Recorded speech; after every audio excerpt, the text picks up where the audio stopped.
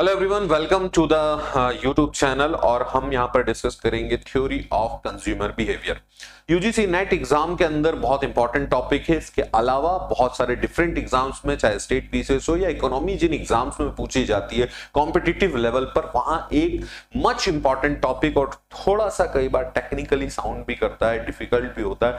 बहुत सारे लोग टेक्निकल लैंग्वेजेस में फंस जाते हैं, लेकिन बहुत ही साधारण, सिंपल, इजी टॉपिक है। आप इसको इजी एग्जांपल से क्रैक कर सकते हैं। अब क्रैक करने के लिए क्या करना होगा, तो हमें अपने आप को अज्यूम अगर हम करते हैं कि इन प्लेस ऑफ, जब मैं कंज्यूमर बिहेवियर पढ़ा रहा हूं तो कंज्यूमर के प्लेस पर आप अपने आप को वहां पर रखें और सोचें कि हां, इस एग्जांपल से मैं कितना रिलेट कर पा रहा हूं, तो वो थ्योरी जो है आपको कहीं ना कहीं बहुत इजी हो जाएगी। टेक्निकल लैंग्वेजेस इसकी कहीं ना कहीं बहुत डिफिकल्ट है, या मैं कह सकता हूं कि as compared to easy examples के जब हम दृष्टिकोण से देखते हैं तो वो साइमल्टेनियसली थोड़ी टफ दिखाई देती है। लेकिन चूंकि मैं आपको पढ़ा रहा हूं तो बहुत इजी इसको करने वाला हूं। फर्स्ट ऑफ ऑल आप ये समझिए कि जिस टॉपिक को हम पढ़ रहे हैं उसका नाम है थ्योरी ऑफ कंज्यूमर बिहेवियर। दो शब्द आ रहे हैं इसमें, एक वर्ड है कंज्यूमर और दूसरा वर्ड है बिहेवियर, जिसको हम हिंदी में क्या कहेंगे? हिंदी में कहेंगे उपभोक्ता व्यवहार। अब उपभोक्ता व्यवहार क्या है? व्हाट इज उपभोक्ता व्यवहार? उपभोक्ता कौन है? ये कंज्यूम कौन कर रहा है? उपभोक्ता व्यवहार। अब ये जो उपभोक्ता है, ये हर कोई उपभोक्ता है कहीं ना कहीं। आप भी उपभोक्ता है, मैं भी उपभोक्ता हूं।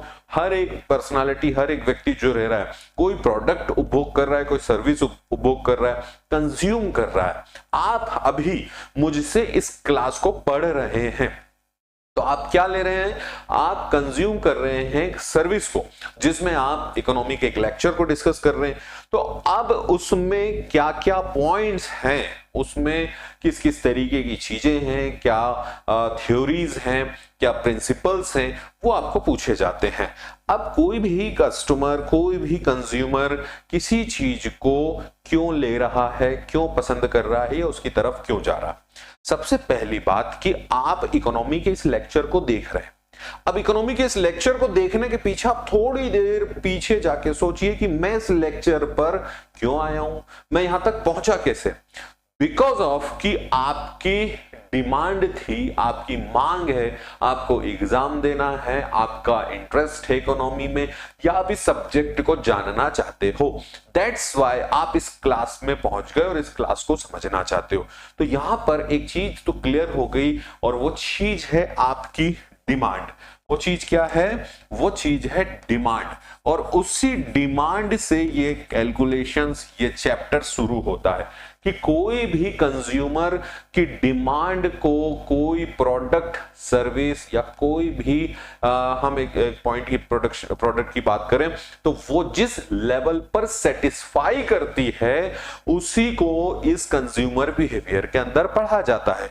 कोई भी उसकी उपयोगिता, उसकी यूटिलिटी वही कहलाएगी। किसकी? कोई प्रोडक्ट की यूटिलिटी क्या कहलाएगी? कि वो उस बंदे को, उस बंदे से मतलब कंज्यूमर को, किस हद तक सेटिस्फाई करती है। यहां मैं लिख देता हूं, जैसा लिखा हुआ है डेफिनेशन में, a consumer usually decides his demand for a commodity. एक शब्द यहां पर कमोडिटी, एक शब्द यहां पर demand, the basis of utility और satisfaction that he drives from it. Basis of utility, तो यहां पर कहा गया कि उपभोक्ता को की मांग को कोई वस्तु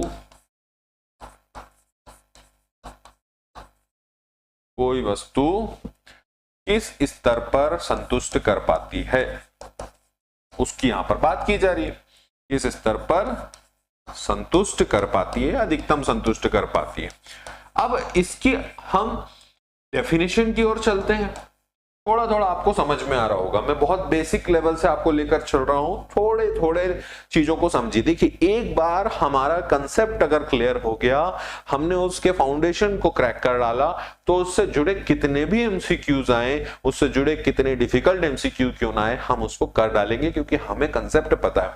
अब हम आगे बढ़ते हैं। सो यूटिलिटी की मैंने बात किया कि उससे जो यूटिलिटी प्राप्त होगी, उपयोगिता प्राप्त होगी, उसकी बात हो रही है। What is utility? तो यूटिलिटी की तो सबसे पहले आप डेफिनेशन समझिए। Utility of a commodity is it want satisfying capacity.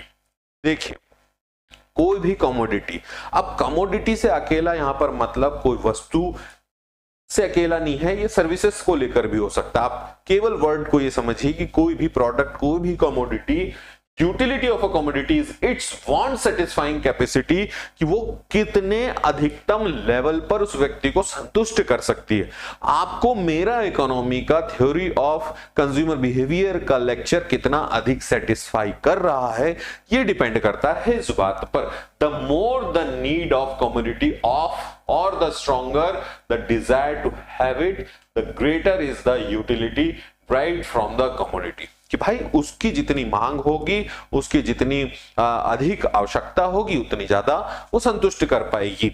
Easy level पर समझिए, utility is a subjective, different individual can get different levels of utility from the same community. अब देखो, दो चीजों को समझाता हूं, इसको और इजी करता हूं, इसको समझिए। सबसे पहले यहां पर बात हो रही है कि इस लाइन को देखिए, more the need of a commodity और the stronger the desire to have it, कि भाई कोई भी कमोडिटी या वस्तु की उपयोगिता, कोई भी वस्तु की उपयोगिता इस बात पर निर्भर करती है, इस बात पर निर्भर करती है कि उसकी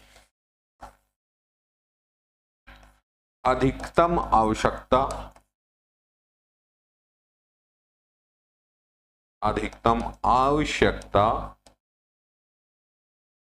उपभोक्ता को हो, अधिकतम आवश्यकता उपभोक्ता को हो, और वह उससे अधिकतम संतुष्ट हो सके, अधिकतम संतुष्ट हो सके। अब देखो, यहां पर समझो, यहां पर जो बात हो रही है कि आप मेरा इस इकोनॉमिक्स के लेक्चर को देख रहे हो। क्यों देख रहे हो? क्योंकि आप यूजीसी नेट के एग्जाम दे रहे हो सकता है कि कोई और व्यक्ति भी उसको देख रहा हो, लेकिन उसकी एग्जाम को लेकर आवश्यकता नहीं, वो एक रैंडम कि हाँ यार थ्योरी ऑफ बिहेवियर क्या होता है, मैं एक बार पढ़ता हूं, समझता हूं, देखता हूं, पर उसको उतनी ज्यादा नीड नहीं है जितनी नीड आपको है। तो डेफिनेटली कि स्ट्रॉन्गर नीड आपकी है, तो अधिकतम संतुष्ट भी आप होंगे। बात समझ में आ रही है? आज मान लो आपको केले की नीड है, आपको केले खाना है, केले की आवश्यकता है, केले के भूख लगी हुई है और केले खाना है, तो आपके लिए उस केले की इंपॉर्टेंस ज्यादा होगी एज कंपेयर टू उस पर्सन के जो ऑलरेडी 4-5 केले खाकर बैठा हुआ है। बात समझ में आ रही है? तो व्हाट इज यूटिलिटी? तो उपयोगिता की बात इस बात पर सिद्ध होती है कि वो हमारी चीजों को कितना अधिक संतुष्ट कर रही है, सेटिस्फाई कर रही है। यहां तक तो आपको फाउंडेशन क्लियर हुआ होगा, डेफिनेशन क्लियर हुई होगी। अब इसकी जो अप्रोचेस हैं, उन अप्रोचेस को आप समझिए। तो अलग अलग इकोनॉमिस्ट ने अलग अलग डेफिनेशंस दी और पॉइंट्स कहे। बहुत बड़े बड़े इकोनॉमिस्ट ने अपने पॉइंट्सों को रखा है, चाहे हिग्स हो, प्रेटो हो, मार्शल हो, एलन हो, बहुत सारे इकोनॉमिस्ट अपने पॉइंट्स को रखते हैं और अपनी थ्योरीज को प्रेजेंट करते हैं। ह्यूमन लाइफ में जरूरी नहीं कि एक थ्योरी जो अर्जुन गुप्ता पे लागू हो रही है वो थ्योरी आप पर भी लागू हो, वो थ्योरी और किसी पर, बट एक सैंपल साइज लिया जाता है और उस सैंपल साइज में डेमोग्राफी के हिसाब से हम पर्टिकुलरली उन चीजों को अप्लाई करते हैं। कई प्लेसेस पर वो सही भी होती है और कई प्लेसेस पर उनको क्रिटिसाइज भी किया जाता है। अब हम इसकी आगे बढ़ते हैं। तो दो अप्रोचेस चलती हैं इसको लेकर के, एक है कार्डिनल अप्रोच और दूसरी हम बात करेंगे ऑर्डिनल। सबसे पहले हम कार्डिनल अप्रोच की बात करते हैं। तो कार्डिनल अप्रोच क्या है? इसको हिंदी में कहते हैं गणनावाचक। क्या कहेंगे? गणनावाचक दृष्टिकोण।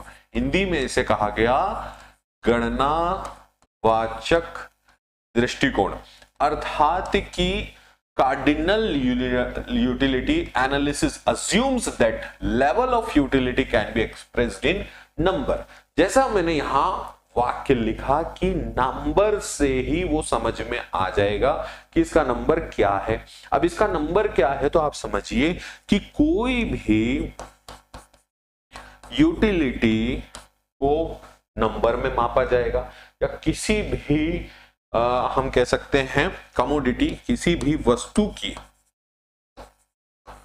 उपयोगिता को उस वस्तु की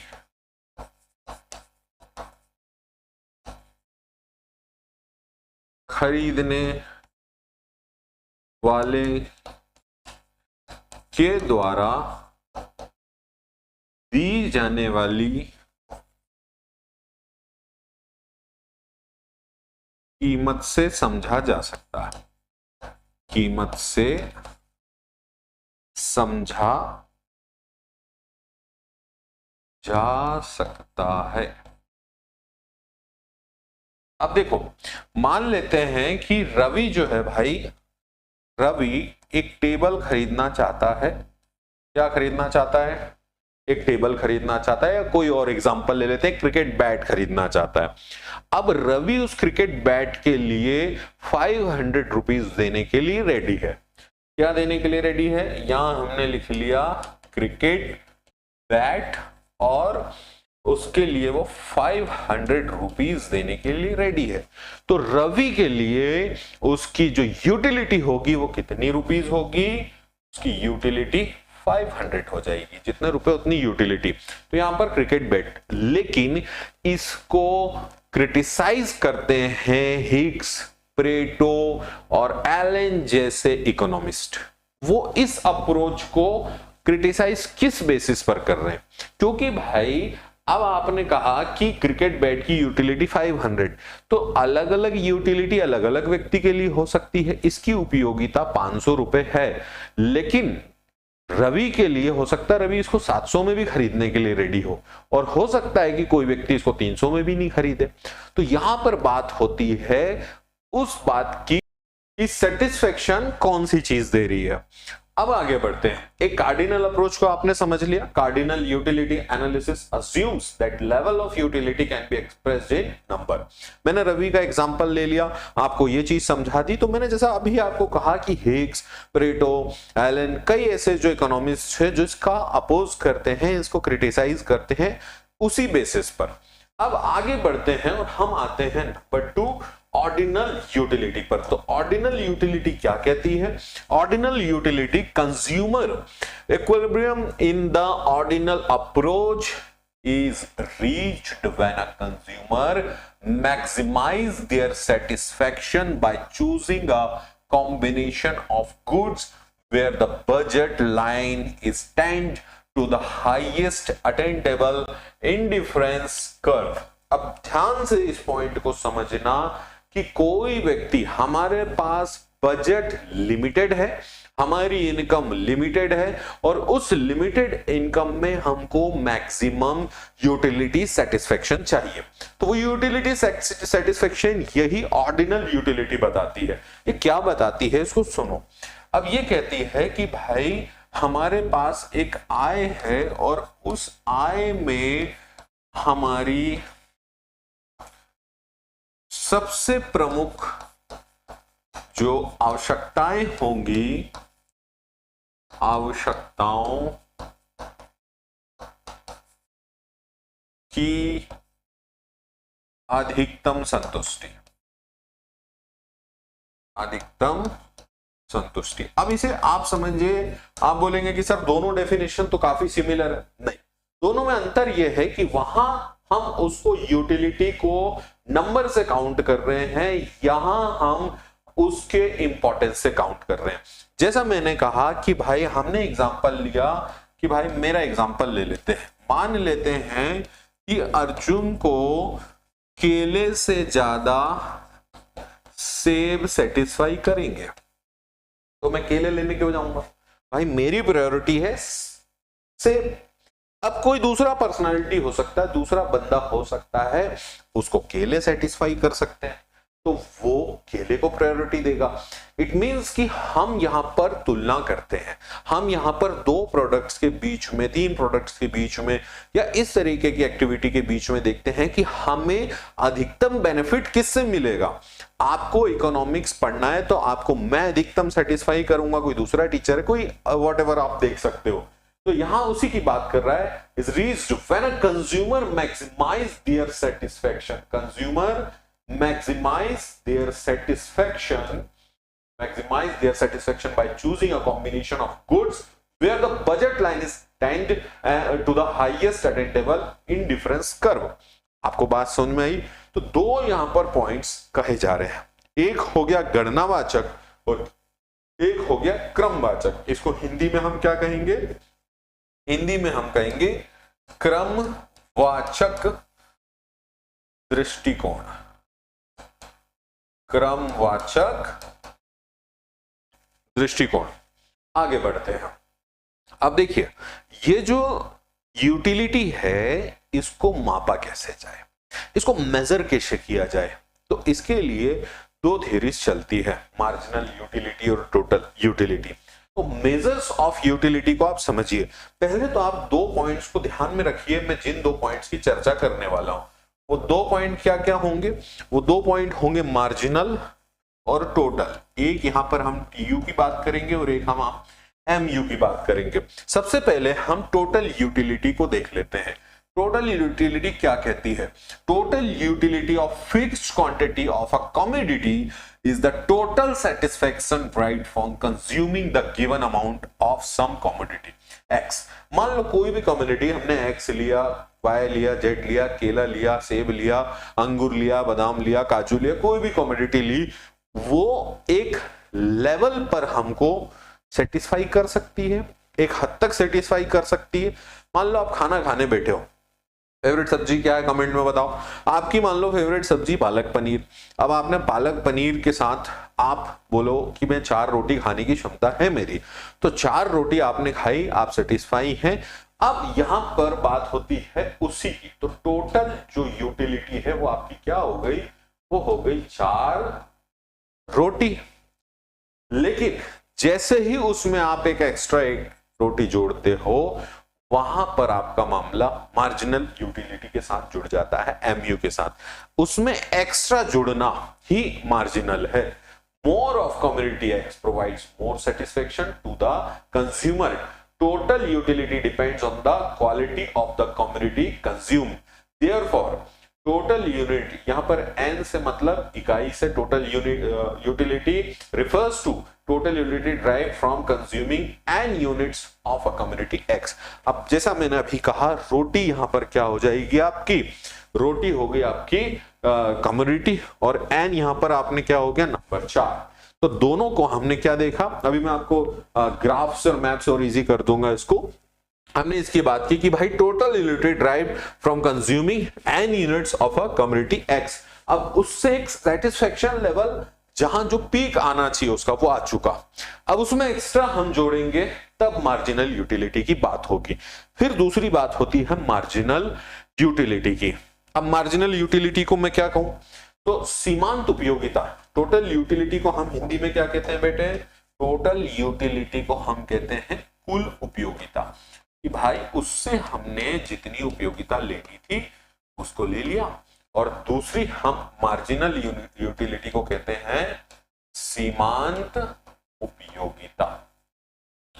इसको हम कहेंगे सीमांत उपयोगिता। अब मार्जिनल यूटिलिटी की सबसे पहले आप डेफिनेशन समझिए। यहां तक क्लियर है तो कमेंट कर दें। Marginal utility is a change in total utility due to consumption of one additional unit of commodity। बहुत सरल। टोटल यूटिलिटी हमने बात की, उसमें एक और आपने बढ़ाया और वो जो बदलाव हुआ उस चेंज को मार्जिनल यूटिलिटी कहते हैं। यहां पर मैं डेफिनेशन लिख देता हूं कि सीमांत उपयोगिता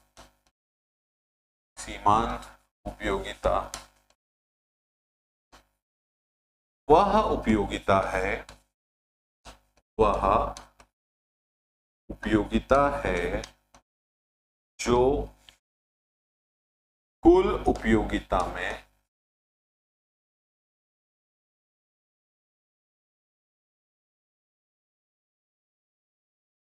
बढ़ने पर या यूनिट्स बढ़ने पर, इकाई बढ़ने पर होती है या दिखाई देती है। अब देखो उदाहरण समझो, यहां बहुत अच्छा एग्जाम्पल दिया। एग्जाम्पल क्या है कि हमने कंज्यूम किया कि भाई 4 केले हैं और वो 4 केलों से मुझे 28 यूटिलिटी मिलेगी। ध्यान से समझना, 4 bananas gives 28 units. 4 bananas gives 28 unit of total utility and 5 banana give us 30 units of total utility. अब देखो 4 हमको 28 दे रहे हैं और एक एक्स्ट्रा हम उसमें बढ़ाते हैं तो वो क्या हो जाता है, 30 हो जाता है। तो हमको 5th बनाना का कंजम्पशन अगर निकालना है तो इजीली हम उसको किस फॉर्मूले से निकाल लेंगे, इस फॉर्मूले से निकाल लेंगे। अब हम MU की बात कर रहे हैं, MU मतलब सीमांत उपयोगिता, मार्जिनल यूटिलिटी। तो MU जिसकी हमने बात की, तो जब सीमांत मतलब हमने उसमें एक और जोड़ दिया, पहले हमारे पास 4 केले थे, एक और जोड़ा 5वां केला, तो हमारे पास मार्जिनल यूटिलिटी कितनी हो गई, 5 हो गई, इज इक्वल टू पहले कितने थे, टोटल यूटिलिटी कितनी थी, 4 थी, टोटल यूटिलिटी हमारे पास 4 थी। उसके बाद हमने क्या किया, उसमें एक एक्स्ट्रा एड ऑन किया, सो टोटल यूटिलिटी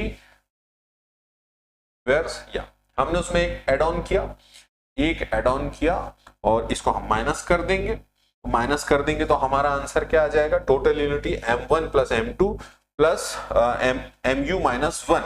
तो यहां पर हमने जैसे इसको 30 किया, ये हमारे पास 28 था, हमारे पास इसमें से 30 में से 28 गया, क्या बचा 2, तो ये 2 हमारा क्या हो जाएगा, 2 हमारा हो जाएगा जो 5th यूटिलिटी है उसका नंबर, जैसे यहां पर लिखा होगा 2 in general equal to 2 in general. तो total utility and marginal utility can also be related in the following वे।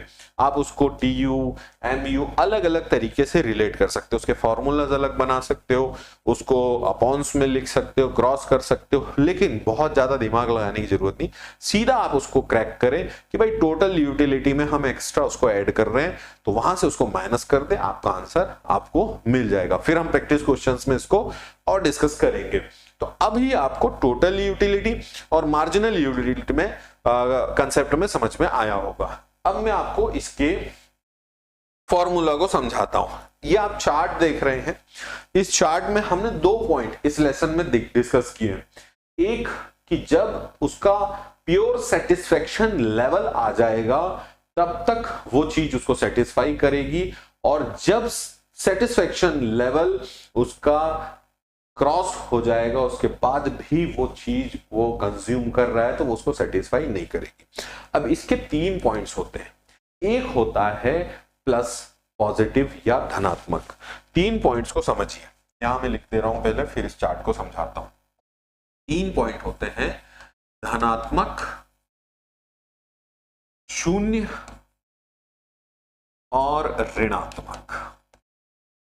अब धनात्मक, 0 और ऋणात्मक को आप कैसे समझ सकते हैं कि जब कोई चीज हमको अधिकतम लेवल पर सेटिस्फाई कर रही है तो वो हमारा धनात्मक हो गया। जब हम उसके सेटिस्फेक्शन लेवल के पीक पर पहुंच चुके हैं, वो 0, टोटल सेटिस्फेक्शन का पीक पर, और उस पीक से भी ज्यादा हम उसको कंज्यूम कर रहे हैं, तब वो वस्तु हमको सेटिस्फाई नहीं करती, तो हम उसको ऋणात्मक। अब यहां पर इस चार्ट के माध्यम से समझिए, यहां पर मैंने कुछ 6 पॉइंट्स डाले हैं। ये टोटल यूटिलिटी और ये मार्जिनल यूटिलिटी। अभी हम इसको निकालेंगे, कैसे निकालेंगे आप खुद ही मुझे बताएंगे और सॉल्व करते जाएंगे। देखो अभी 0 0 0 जब तक हमारा शुरू में 0 लिखा हमने, अब हमारी टोटल यूटिलिटी 35 है और मार्जिनल यूटिलिटी हमारी 35। तो ये 35 माइनस 0 कितनी हो जाएगी, 35 ही रहेगी।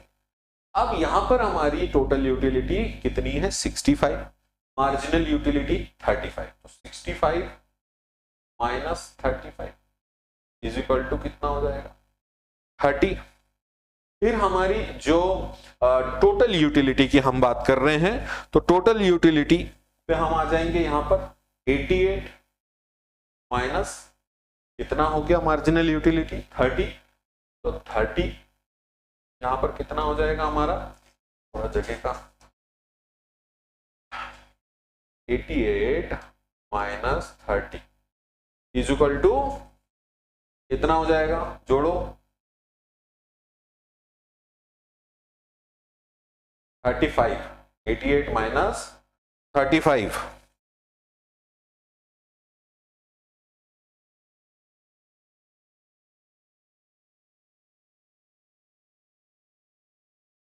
सॉरी 88 माइनस 65 होगा, 88 माइनस 65। हाँ तो यहां पर क्या हो जाएगा हमारे पास नंबर, हमारे पास नंबर हो जाएगा 23।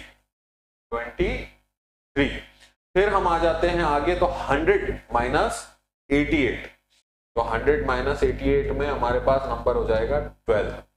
फिर 100 माइनस 100 माइनस 100, तो 100 माइनस 100 में हमारे पास नंबर हो जाएगा 0। अब ये जो 0 है यहां पर ध्यान से समझना, इस नंबर को लिखने में थोड़ा सा कंफ्यूजन जरूर हुआ। यहां पर आप इस चीज को समझिए कि 100 माइनस 100 मतलब 0, ये वो पॉइंट है जहां पर हमारी सेटिस्फेक्शन लेवल इस लेवल पर आ गई है, प्योर सेटिस्फेक्शन लेवल पर है, हम टॉप पर है टोटल यूटिलिटी। अब इसके आगे जैसे ही हम बढ़ेंगे, तो यहां पर नंबर है 100 और यहां पर नंबर है 95। तो 95 में से जब हम 100 को माइनस करेंगे तो हमारे पास -5 आएगा। मतलब अब जो है 5 तक तो हमारे पास यूनिट्स थी, वो प्लस कर रही थी, और एक्स्ट्रा यूनिट जैसे ही हमने इसमें जोड़ी वैसे ही वो क्या करने लगी, उसको माइनस करने लगी, उसको प्रभावित कर रही है। अब यहां पर इस कर्व से समझिए, यहां पर 5 मैंने लिखा हुआ है, हमने सबसे पहले लिया था 35, यहां बीच में कहीं 35 आएगा, ठीक है, ये 35 का मैंने कर्व बना दिया। फिर हमने लिया था 65, फिर हमने यहां पर 65 का एक कर्व बना दिया, सॉरी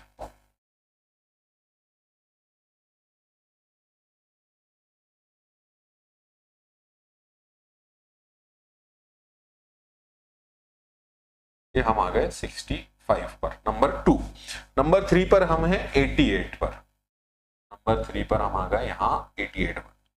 फिर हम आ गए नंबर 4 पर 100, फिर हम आ गए 100 पर, 100 और 100 ये। अब ये जो सिचुएशन है, इस सिचुएशन में आप देखिए कि आप टोटल सेटिस्फेक्शन लेवल पर है, तो कर्व भी बीच में है, प्रॉपर है, हाई लेवल पर है, उसी पर। अब ज्यों ही हम आगे एक्स्ट्रा यूटिलिटी को जोड़ रहे हैं जो कि इसको माइनस कर रही है, तो ये कर्व नीचे की तरफ आएगा। 95 माइनस 5 क्या होगा, 95 होगा। तो यहां इस तरीके से इस छोटे छोटे पॉइंट से आप इनको क्रैक कर सकते हैं। अब इसी बेसिस पर एमसीक्यूज बन जाते हैं, इस चार्ट दे दिए जाएंगे और एमसीक्यूज पूछ लिए जाएंगे, तो इनको हम प्रैक्टिस के दौरान और अच्छे से क्रैक कर पाएंगे कि हाँ, इतनी प्रैक्टिस, रेगुलर प्रैक्टिस, संलग्न एक अलग अलग एग्जांपल से तो कर्व बना बनाकर, चार्ट्स बना बनाकर तो आपकी प्रैक्टिस इजी हो जाएगी। अच्छा, ये वो क्वेश्चंस होते हैं जो नॉर्मल कैंडिडेट्स को डिफिकल्टी देते हैं। जैसे अभी एक बार को हम यहाँ लिखने में खुद ही कंफ्यूजन हो रहे थे क्योंकि नंबर आगे पीछे हो रहे थे, जगह कम थी उसकी वजह से।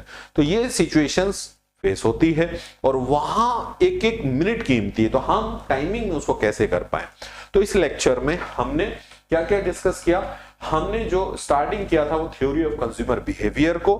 थ्योरी ऑफ कंज्यूमर बिहेवियर में हम जिस पॉइंट की बात कर रहे थे कि उसकी कंसेप्ट क्या होते हैं, उसमें टोटल यूटिलिटी की मैंने बात की, मार्जिनल यूटिलिटी की बात की, गणनावाचक क्रमवाचक की बात की और इस तरीके से इस कंसेप्ट को समझाने का प्रयास किया। आई होप ये लेक्चर आपको समझ में आया होगा और इसके आगे इसके और प्रिंसिपल्स, इसके कोर डेप्रिसिएशन से रिलेटेड कंसेप्ट और अलग कंसेप्ट को हम नेक्स्ट लेक्चर में डिस्कस करेंगे। Thank you so much, have a nice day.